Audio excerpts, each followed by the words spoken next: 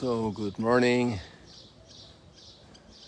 In the absence of the fiery sun, here we have the fiery ponciana, and the red blossoms are gradually filling out the tree, our Pentecost tree, so to say, which is usually completely blossomed for Pentecost. Everything seems to be running a little bit late, I think, in this spring. Here you get a little close-up. Look at all the blossoms that are going to open here. A big, big tree of fire.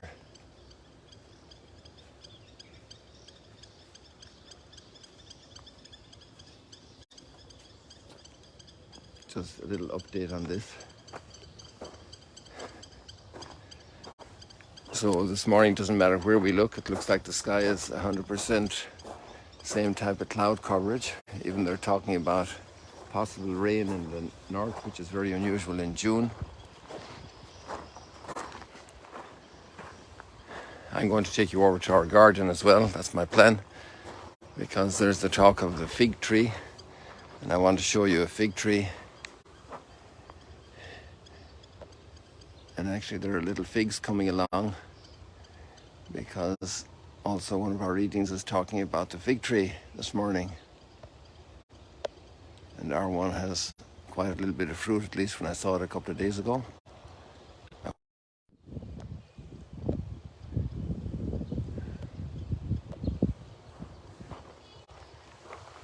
Tomorrow will be our last little snippet from the book of Sirach, an extraordinary book written at the time of the encounter of culture of Hellenism, and this grandfather, whose grandson translates it into Greek, and we know the name of the author of the book because it's written there. I don't know if we know the exact name of a lot of the books the way they were written in the Old Testament. And so we have the very important little passage today is the introduction to a whole series of chapters on great personalities of the history of salvation. It's a great awareness of history. The whole Bible really is it's very conscious of history. And this book in particular is also. It's in a context when the culture, Hellenic culture, after Alexander the Great's conquest and the dominance of Greek culture subsequently for centuries, really. That's why it became eventually, with the Christian influence, also the Byzantine culture. So it's almost 1,000 years of Greek cultural dominance until the advent then of Islam in the Middle East. And so this small little people, this chosen people, carrying a great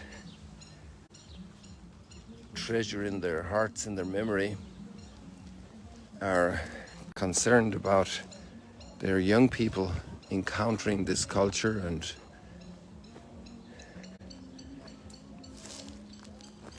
how they fare with their own heritage, their own cultural heritage, their religious heritage.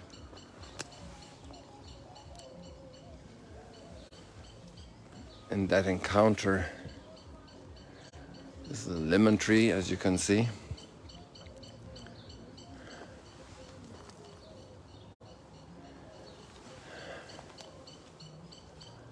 Very small little one there coming along. Everything starts out tiny.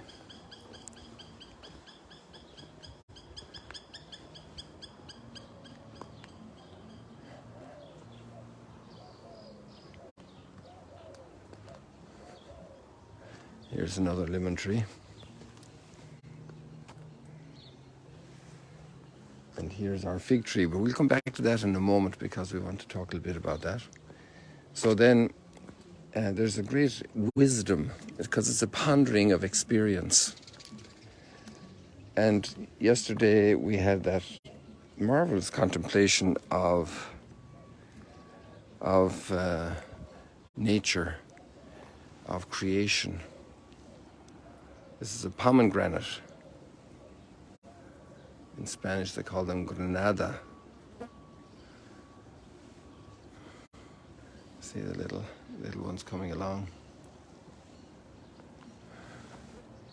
And then there are others that are already more formed, like this one here.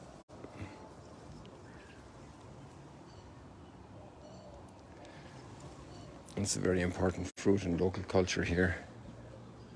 And there's a hotel in Tiberias called Rimonim, which is the plural for pomegranate.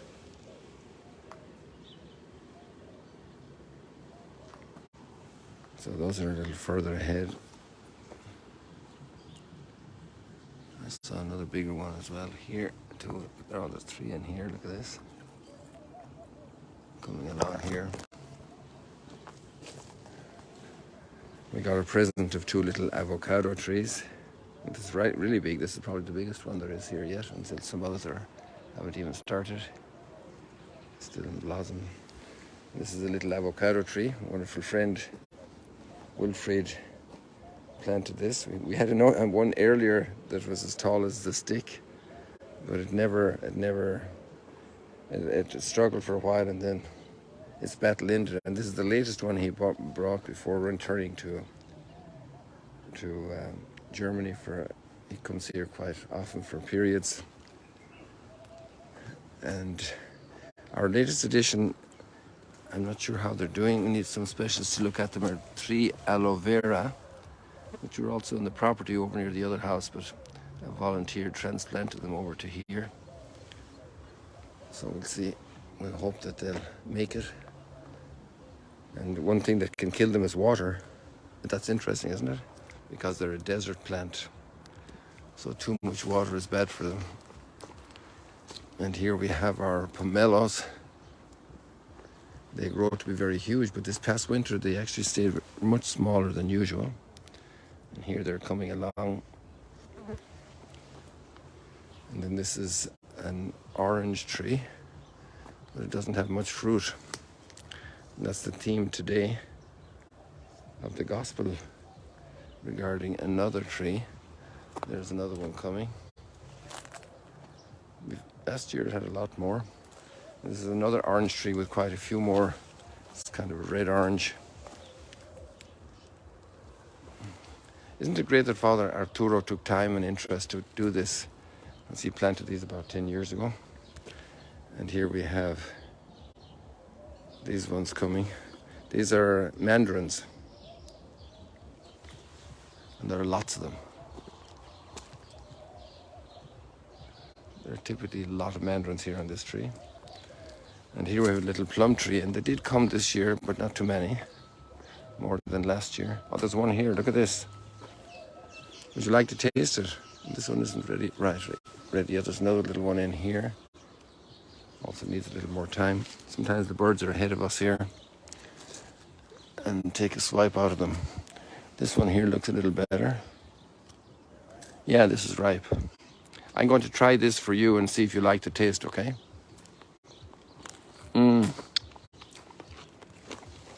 It's delicious.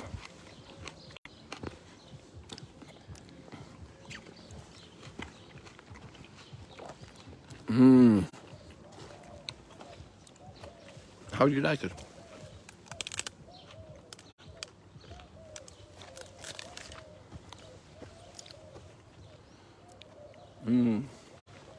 These are the capers, remember?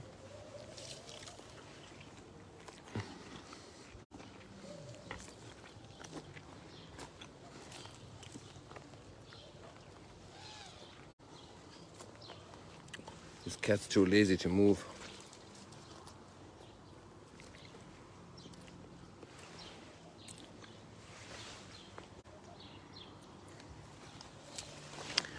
So here we come to our fig tree. There's a lot more to say about the book of Sirach. I encourage you to read a good biblical introduction to its history. and how actually its use has been confirmed because it was found in, there was a lot of doubt, it was never included in the Hebrew canon, and it was from the very beginning of the church, there was a great echo of this book in the New Testament. That's why it's in the canon. And that's why the church fathers appreciated it so much.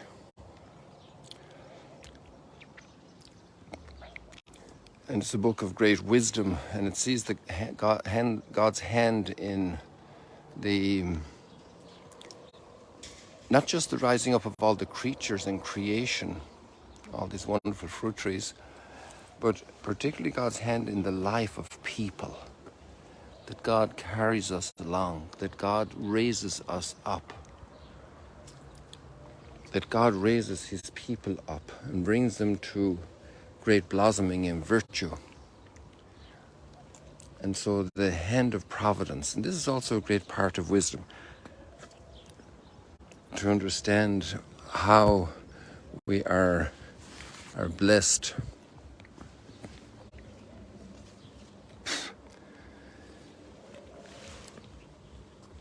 And tomorrow we'll have the last reading from Sirach before moving on then to the book of Tobit next week, God willing. So here we're looking at a fig tree, and you can see the size of the leaves that covers my hand completely. So now you understand why the Genesis story has the fig leaves covering up the shame of Adam and Eve. You can also see the shade that the fig tree gives in the heat. Fig trees grow bigger, also taller, and then they give beautiful fruit, delicious fruit. There's nothing here, I can't let you taste anything here right now because they're not ripe, but this one is very close to get, no, it's still hard. This is a big fig. See all the figs that are here. There are a lot of figs this year. Last year the figs didn't ripen well. And today's gospel story is about a fig tree, and Jesus wants figs. There's one down here that looks closer to ripe. No, it's still quite hard. They usually turn that color, like a purplish color.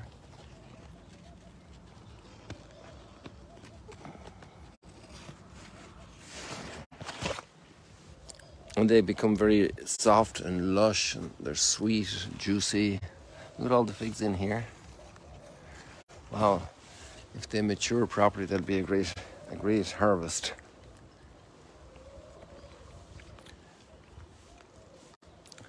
And the message today in the gospel story is that the fig tree that doesn't bear fruit is a symbol. It's also in the context of the cleansing of the temple in chapter 11 of Mark's gospel. It's getting close to the passion, death, and resurrection account in Mark's gospel. In a couple of weeks we'll be finished with reading from Mark's gospel and heading over to Matthew. So we read the three gospels, Matthew, Mark, and Luke, or Mark, Matthew, and Luke throughout the liturgical year. And so we'll almost just have another couple of weeks with Mark. And this is a very strong image about bearing fruit. And if God raises up our lives, then that can be our prayer today. And we can also pray for people whom we see in very difficult situations of wasted lives in our mind, the way we see things, the way people have lived with addictions, with all kinds of situations. We don't know all the background to all of that, but we could pray that the Lord will turn those lives into fruitful lives, even old lives.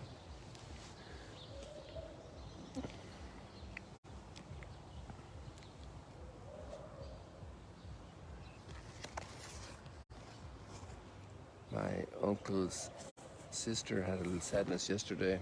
She's in her 90s, and her I think it's her younger sister, 2 years younger, passed away. Imagine being 90 years of age, it's a great age, isn't it? Oh, there's another fig here. This is actually a different fig tree here. It's a smaller one, but it's equally big leaves. And here there are a couple of figs. Last year as well, they were ahead of the other ones. And this one, like, it's a little softer. So we can pray that people also in their elderly years, that they can bear a lot of fruit. Also, as suffering sometimes increases and approaches, that fruit will mature and blossom. It may not be fully ripe yet, and you can't really see its completion, but in God's good time, fruit will ripen in our lives. We can have that great trust in providence that, let's check if the sun made any appearance over here. If in God's good time, the fruit can appear in our lives. And we can pray for that. And we can pray for that in our own lives and in the lives of others. So the sun has a hard time coming out today. We'll wrap up like we started with our Ponciana tree over here. It's a smaller and younger one, but it has an abundance of red as well.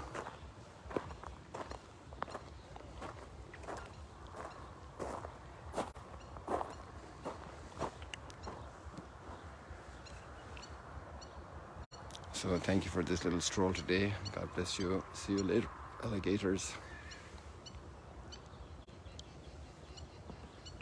And may your lives be fruitful. I pray for that today. And the Lord knows how to measure the fruitfulness of our lives.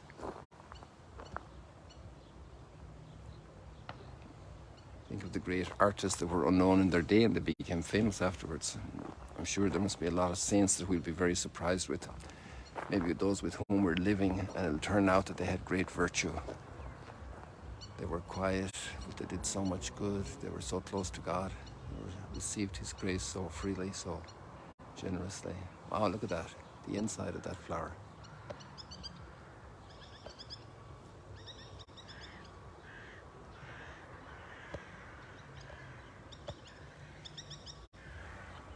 God bless you.